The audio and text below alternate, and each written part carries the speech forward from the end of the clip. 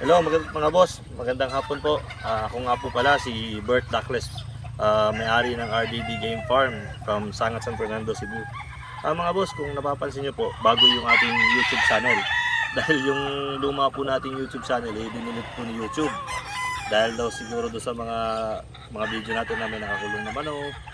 So ngayon po, gumawa tayo ng bago. Ang purpose po natin ngayon sa paggawa ng bagong YouTube channel ay gusto po natin ma-share or ma-showcase po kung paano po tayo mag-breed, paano tayo magpalaki ng manok, ano yung mga ginagawa natin, ano yung program na ginagamit natin, vaccination, para ma-share po natin sa iba. And at the same time po may mapanood po yung mga kaibigan po nating OFW sa ibang bansa. Mga boss, itong hawak ko nga pala ngayon ay ating 5 months old na Boston Sweater. Kuha ko lang nito sa cording, ngayon ko lang ulit ito nahawakan.